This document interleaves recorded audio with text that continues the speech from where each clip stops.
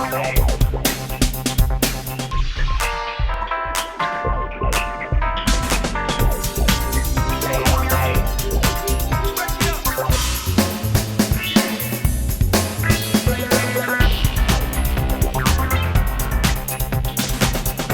everybody, welcome back to another exciting episode of The Stash Report from The Stash Project. Today is April 15th, 2018. If you're here in the United States, I hope you paid your taxes. We have a few kit releases, and we're going to talk about those up front because we're going to spend the majority of this video talking about future releases. Revell was at the NNL in Milwaukee, making basically what was effectively the first public appearance since the recreation, if you will, of the U.S. division of Revell, as well as we have all of the pre-order goodness from the Shizouka Hobby Show. Now, we, of course, will do a separate video in May around the Shizouka Hobby Show, showing you all the parts runners and more information about these kits than we know right now. But the pre-orders are open, so that gives you the idea, or at least not the idea, but the reality, if you will, of what will be coming out this summer in Japan. So let's talk about those kit releases real quick, get them out of the way up front. There are 3 kits altogether, 1 domestic, 2 from Japan. The international kit, or the national kit, the kit here from the United States, is the round 2 release of the, I would say, anticipated. I see eagerly anticipated bantied around about this, and much anticipated, and I don't think it's quite that far, but people were certainly interested in it, so I'll give you that. And that is the 78 Dodge D100 pickup from round 2 via the that's a weird sounding being their MPC branding. So you see my local plastic pusher here at my hobby shop, they got in like several cases of these, and they had them in a pile, packing up to go to a show last weekend. And so you get all the box art angles here other than the bottom. You see they've sort of restored some of the tooling in the sense of putting like basically the service truck stuff back in it. It's got some lights and a beacon and the toolbox and the jack, along with the Rupp mini bike. We're not calling it a Rupp mini bike because we're not paying the licensing for that. But this holds significance in the fact that this is the first time that this kit has come in this configuration ever in the last 40 years, right? It's the first time you've gotten a long wheelbase, 2-wheel drive pickup truck. They did tool up a new set of wheels and poverty caps so that you can build it to that really low trim standard that the main box art image shows. Pad printed white wall tires. Of course, there's an expanded decal sheet in there. And the box art is, the whole retro deluxe thing. It's not quite what the 78 box art looked like, but I don't think the 78, of course, when it was released, was a long bed, so they sort of made something up with that. So that's out there for everybody who is certainly excited to see that come back.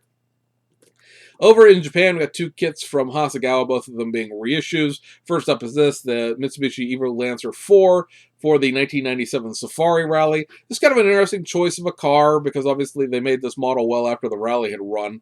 And the Mitsubishi came back in 97 after having a really good showing in 1996, and they were considered one of the favorites to win this rally, except apparently the tires did not agree with that. They had several tire punctures on the first day of the rally, which they managed to struggle through and deal with. But on the second day of the rally, they suffered 3 tire punctures at the same time. And apparently, in 1997, there was some wacky rule, and it may still be in effect for all I know, because I'm not that into rally regulations. But there was a rule in 1997, at least, that said you could only replace 2 tires at a time. So they had to drive basically 62 miles on a busted rear wheel, and that destroyed the rear transaxle and differential, and they had to retire from the rally. So it's sort of an interesting conversation piece, if nothing else, because you're building a model kit of a car that failed out of the rally very quickly, but at the time, it was, they were considered one of the front runners to the rally. The other reissue is this, the Toyota Corolla WRC 2000 Monte Carlo Rally. This represents a privateer entry that was put in by an Italian team, hence the Zucchetti sponsorships and whatnot. This car finished 5th overall in the 2000 Monte Carlo Rally, but it really represents a 1999 Toyota Corolla because in the end of the 1999 season, Toyota pulled out of WRC. So this was sort of a recycled car, if you will. So it's kind of interesting in that. Plus, it doesn't have the same sort of boring green flamed Castrol livery that the Toyota Works cars had. So it's a little interesting piece of rally history, if nothing else. Both of those kits come in little that was almost a bad word. Little sheets of photo etch and seatbelt materials and things like that. So let's talk about the Revell display. Let's get that picture up here, and hopefully it's something you guys can make out in the video here. This picture was taken by Nick on Model Cars Magazine. I would give him his last name credit, except he doesn't have it attached to his account. So we'll just work with it being Nick. We'll start on the monogram side, work to the Revell side. Baja Bandito, that was a kit that was supposed to be reissued before the bankruptcy, so that's not a surprise, but that's going to get run.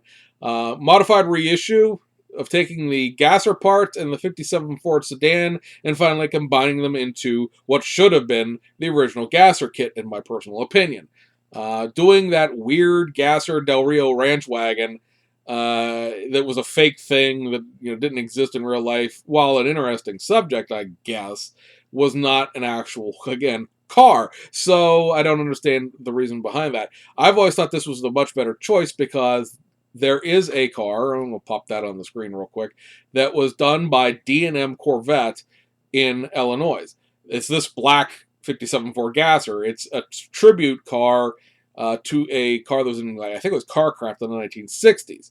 Guy in Illinois saw it when he was a kid, always wanted to do it, found a body shell up in Wisconsin someplace, and they did that. Now, I realize that a 57 Ford, of course, is not a Corvette, but the people at that Corvette place did a lot of the work on the car. And why that's significant, why anyone would care, is the fact that D&M Corvette is the company that did the 62 Corvette Gasser, which Revell released a kit of. They had licensing from D&M. To me, that made the most sense, was to do the next thing that D&M was pretty well known for, the 57 Ford Gasser, if you were going to do a Gasser version of that car. I will say, I don't build drag cars. I don't own a single drag car. I have 2 drag cars in my possession, both of the Lindbergh 64 Dodges, but I won both of them at kit raffles. One at my club and one at a show. The last drag car I purchased was the LAPD Camaro Pro Stock that Revell did back in the mid 1990s, and I've never built it. Stole the light bar out of it, and then, well, I didn't steal it. I asked if I could have it, and then I sold the rest of the kit to the guy who didn't care if he had a light bar or not. I will probably buy one of these 57 Ford Gassers to do that D&M Gasser, because it has no logos, it has no livery, it's just a black car, and I think everything about it appeals to some deep America part of me that's like, Gasser! Behind all of my import cars. Next thing you see up there is the Ford GT Le Mans 2017 race. You see down there in the bottom right-hand corner is an actual shrunk-wrap box.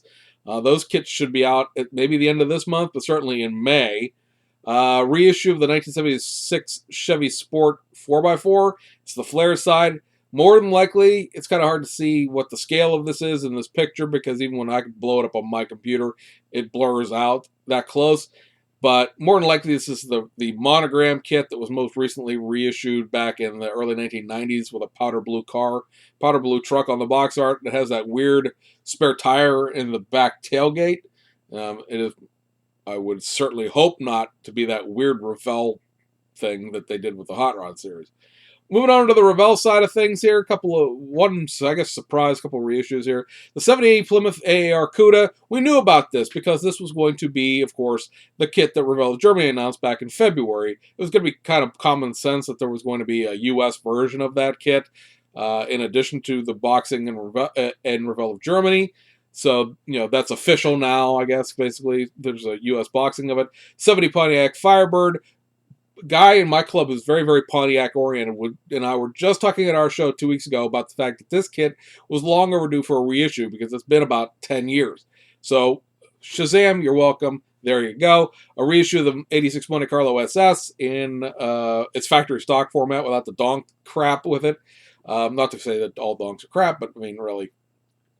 much like every other Revell thing that they ever did, donks, tuners, low riders, it was after the trend was gone, and sort of with that whole Revell half-assed gusto that they put into doing things that were outside of the scope of their tiny little box of 1960s gas or reality.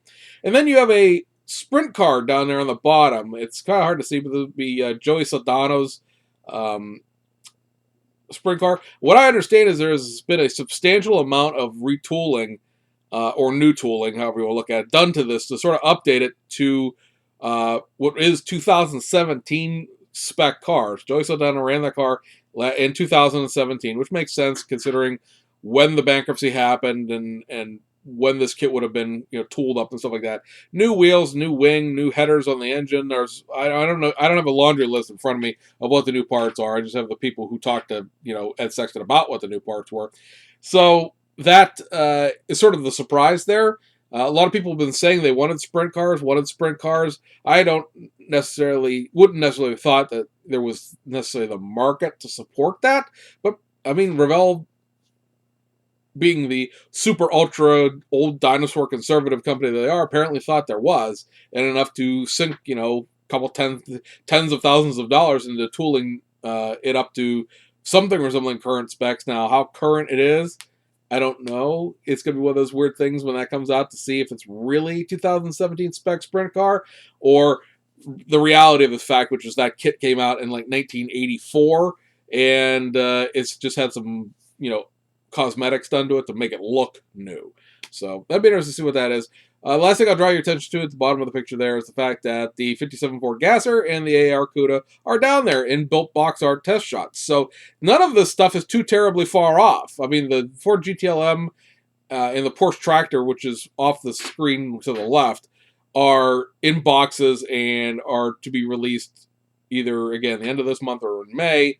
Some of the other stuff, summer, fall, where they're going to, where and how it's going to come out, remains to be seen. Obviously, the reissues, you don't have to worry about those. You're just running plastic through the molds. And you have built test shot of the sprint car there, too. So everything you see here, it can't be too terribly far away. We don't have release dates for any of it, but you have test shots built for the new modified reissues, and everything else is a reissue that the tooling's in fairly good shape from, just because it's been run halfway recently. So that is Revell stuff.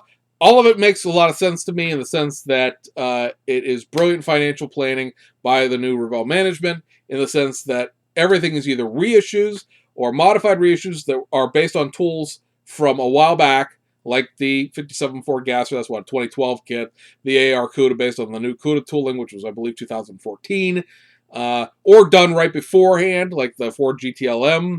Hey, that was tooled up before Revell went out of business.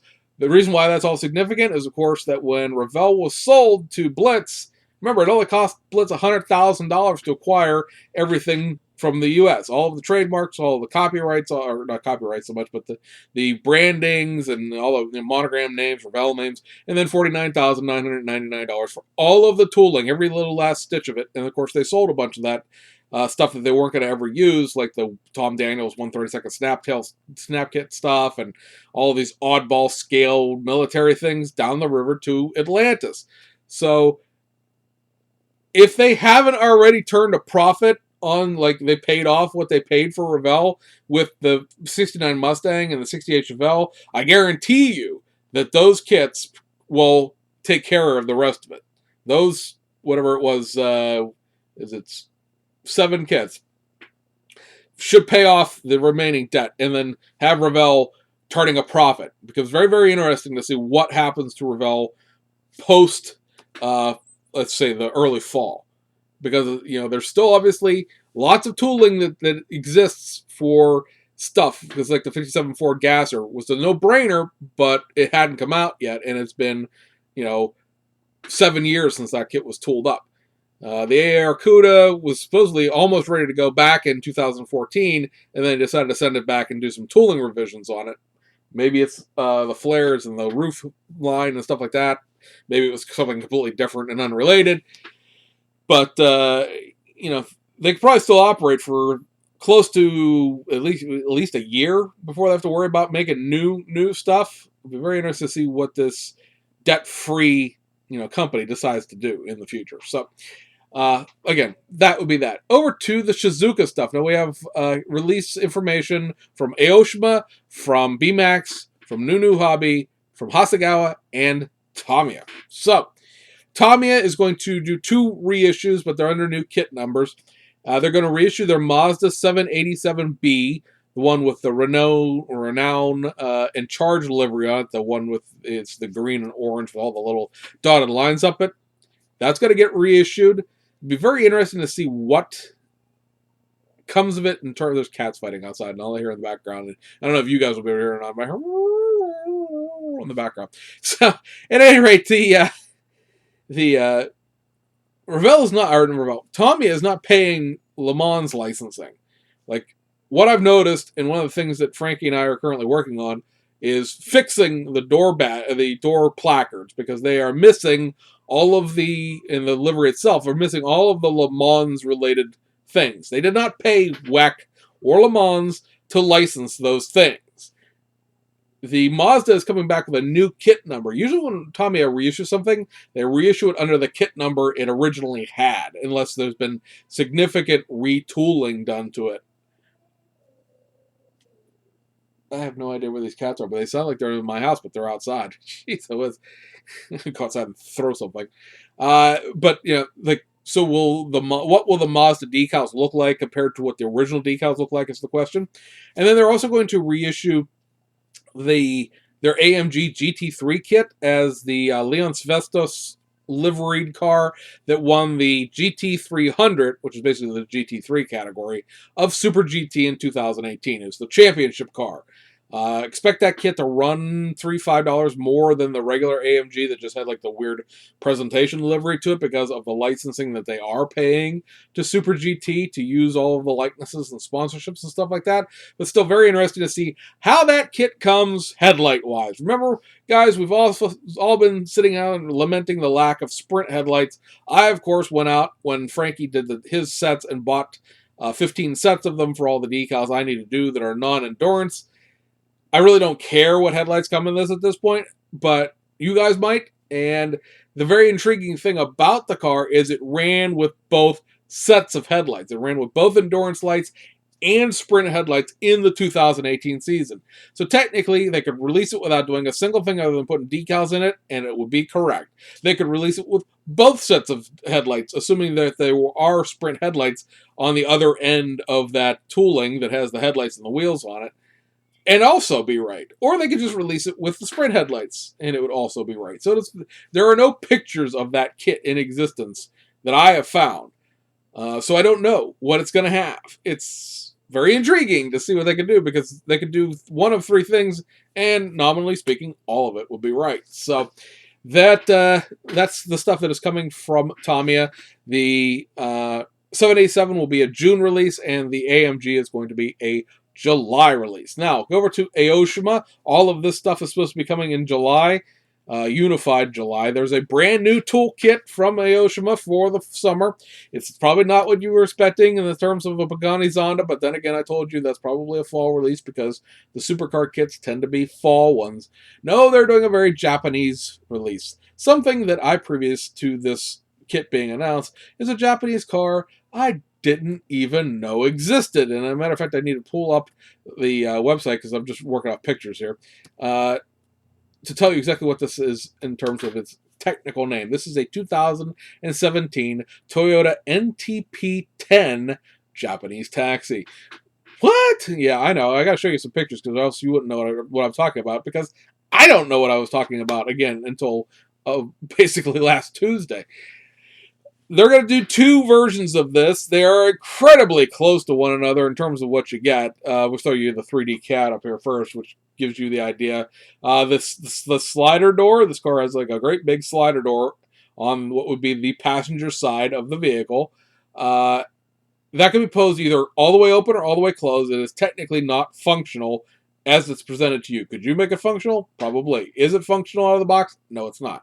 So it's going to be something that's sort of simplified a little bit in terms of content. I think they're kind of going for Fujimi Next kit kind of vibe with this, because they are molding it in color. It's going to be available either in white, which is this right here. And if you take a quick look at the wheels while the picture's up there, you notice there are no lug nuts showing. It's a sort of flat-faced wheel. And then they're going to do a black version, which if you look here now, the wheels look like if they're not aluminum wheels, they're very nice wheel covers, and they have the lug nuts showing. That's going to be your difference between these two kits in terms of like what they have in them. Those wheel options and what color you want it. Because like I said, it's going to be molded in white, molded in black. More than likely it's going to be polished out real nice the way the Fujimi Next kits are, with the idea that you don't have to paint the model kit in order to build it. They're not snap-tight kits, but they are definitely trying to make them more user-friendly in the sense, especially of not having to paint. It's not going to be pre-painted, but it is going to be molded in color. The other significant modified reissue that I want to show you a picture of, because it doesn't make any sense for me just to say the words, is this. This is going to be another Liberty Works kit. This is going to be the Churrasca Skyline, and this is going to have new over fenders, front and rear, a new rear tail lights piece, new rear bumpers, new exhaust, a couple other pieces here and there to represent this quasi race car type inspired Skyline. So we've got beat over the head with 5 R35 GTRs, and now we're going to go back and beat you over the head with some vintage GTRs. Nissan, Liberty Walk, Aoshima for life. So that's going to be coming out, and there's also going to be a couple other modified reissues I want to talk about real quick. Now I'm going to show you pictures of them. One is the Watori Akiyami A86 Levin. This is going to be another kit in the initial D line. New bumpers, new wheels, new roll cage, and a couple other pieces and parts added to it. It says new racing seat, but I suspect that'll probably be the same racing seat they tooled up for the AE85 Levin, as well as the S13 Sylvia that are coming out in May. They're going to reissue the Toyota Crown, this time the 2017 patrol car. So it's going to have a new grille tooled up because the grille has LEDs in it. New mirrors tooled up because the mirrors that the base model Crown that they put into police service are significantly different than the just factory mirrors that are on the regular Crown Royal Crown Athlete. New wheels to be the baseline wheels, and then there's going to be some newly tooled police parts with it because Japan is like everywhere else. They use a lot of LED lighting now, and those old halogen rotator bars and old strobe-based bars that they used in the 90s and 2000s are no longer valid. So they have to tool up a new light bar at least, and it says a number of police parts. So light bar for sure. Other police parts, what they are, I don't know. There's just a picture of the real car on the literature for this, and then it's going to have the decals to do a Tokyo Metropolitan Police Department Traffic Division car. And then lastly from Aoshima on the reissue stuff, and this is a significantly modified reissue, which is kind of surprising considering how old this kit is and sort of what it is. They are going to reissue their 1990 Toyota Estima. That is what we got here, the Previa. The very big, jelly-beaned, weirdly like cab-over-engine minivan. They're putting on new front rear bumpers, a new aluminum wheels, new what they're calling original rear wing, which is just like a little overlap wing on the back to keep the water off the rear window, a new rear wiper, new decals, new preformed sheet, which is going to be the window masks, a whole bunch of new stuff here for a kit that was tooled back in the early 1990s. I'm not sure. I'd have to go look to see what about the Estima, because they offered one that was kind of sort of factory stock, but I think it was a 4-wheel drive version, and this one is not. It is a 2-wheel drive version, and perhaps that's why all these things need to be retooled. It's certainly a very baseline Estima. So, I mean, if you're into Japanese minivans and you don't mind the fact that it's right-hand drive only and not also a Previa, that's certainly something that's different. Aoshima is certainly taking the stance that they're going to reissue a bunch of 1980s and 1990s factory stock cars. So clearly they see something in their data, if you will, that indicates that those 80s and 90s cars are selling well. P.S. Revell, 80s and 90s cars are selling real well. All right, so over at BMAX, because they're sort of kind of attached to Aoshima in a distribution sense, we got their July release date for their new Mitsubishi Stereo Group A kit. This is a kit that was announced last year at Shizouka. We saw some test shots of it at the All Japan Model and Hobby Show, and now, a year later, we're getting a release date of July. The reason why it is being brought up at all was we got to find out what the livery was going to be for this, and it is going to be the STP Rally Art livery from the 1987 Japanese Touring Car Championship series, season. Car won 2 different races that year, so it is a podium car and will fit nicely into my personal JTCC paradise.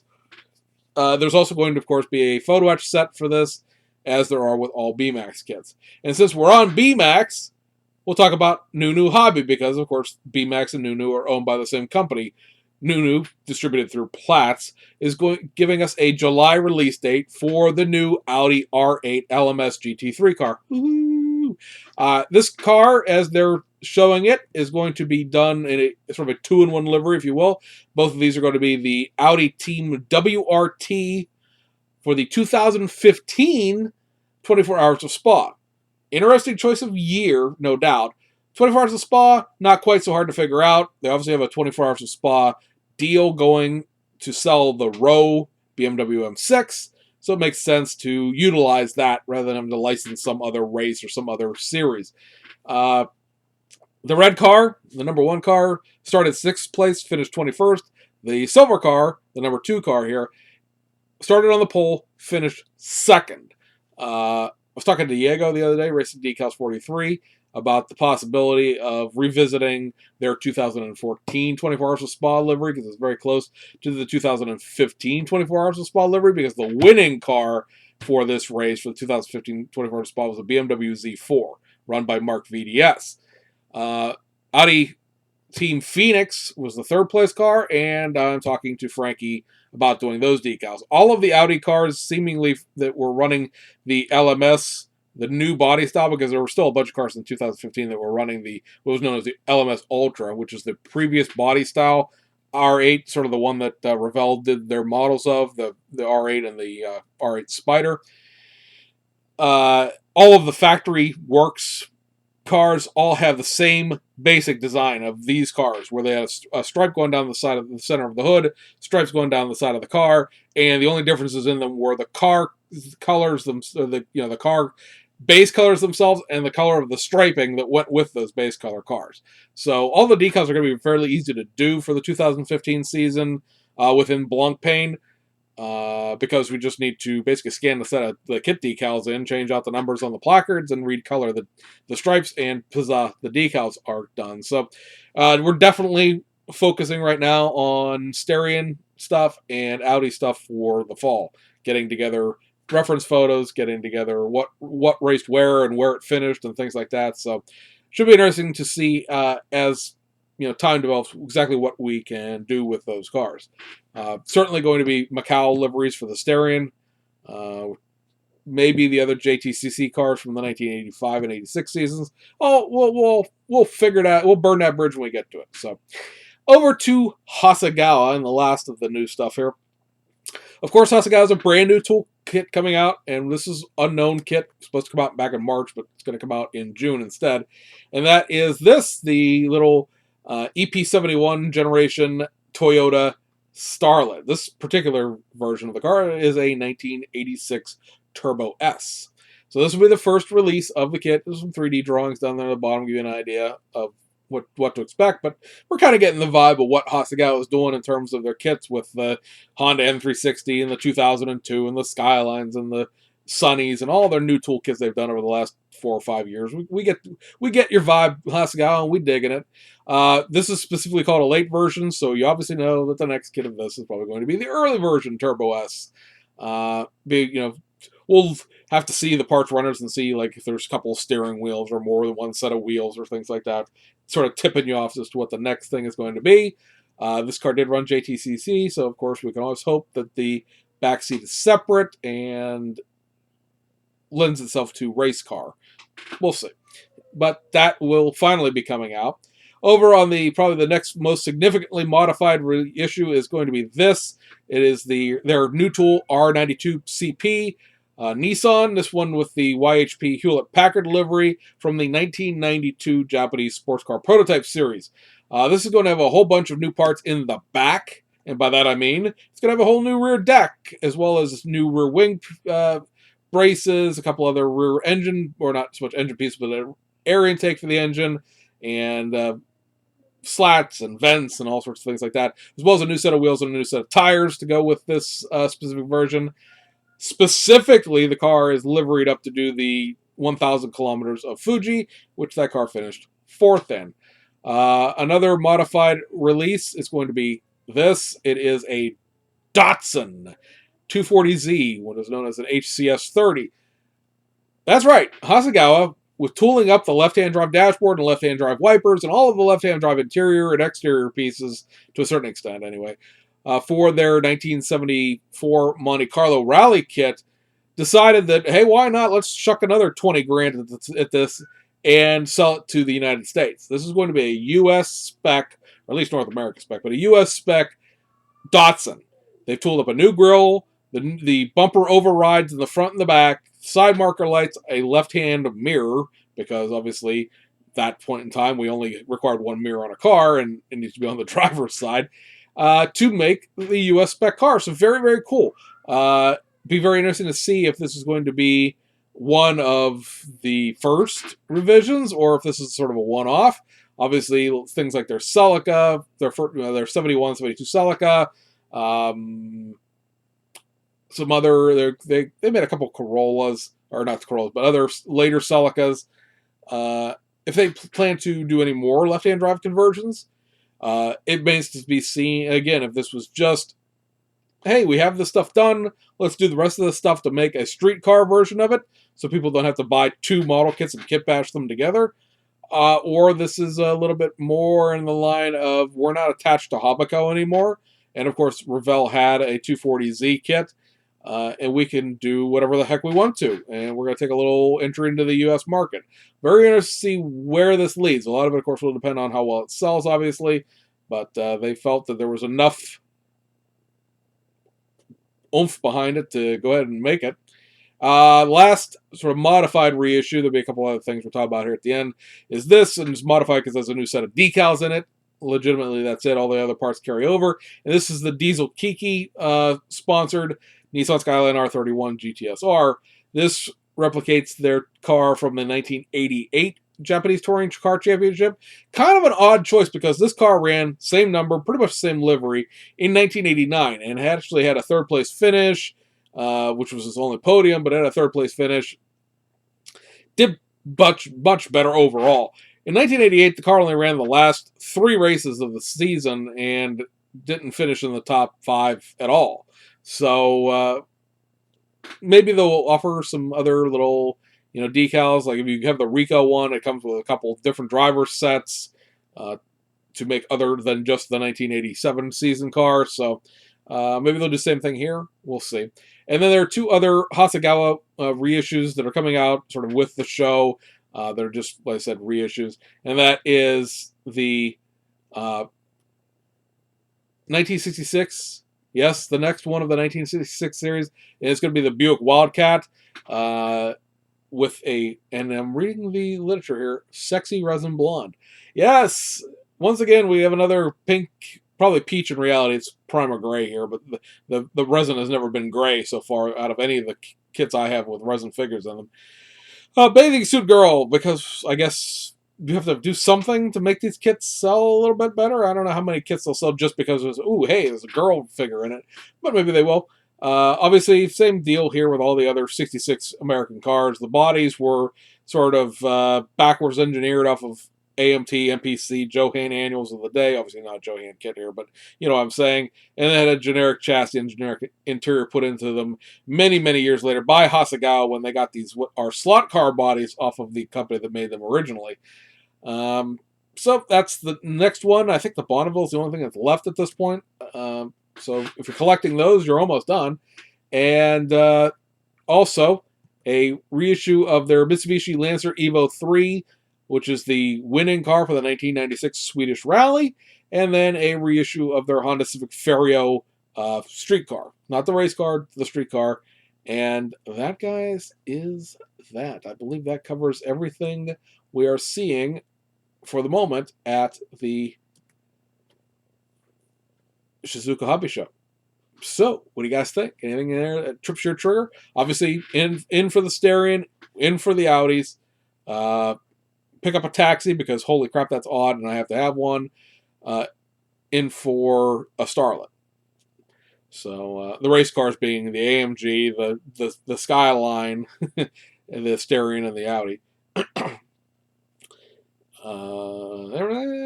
That's pretty much it, really. I'm not gonna start. Everybody knows me, knows I do a lot of law enforcement website stuff, but if I buy the 2017 police car, then I probably feel like I need to go backwards and buy all the other old ones just to have a whole complete set, and I'm not going to start getting into that. So, neat concept, not going to do that. Take a peek at the web.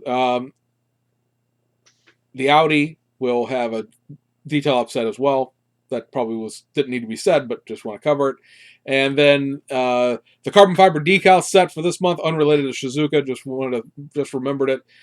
For this month is going to be from Studio 27. Is going to be for the Ford GT Le Mans car.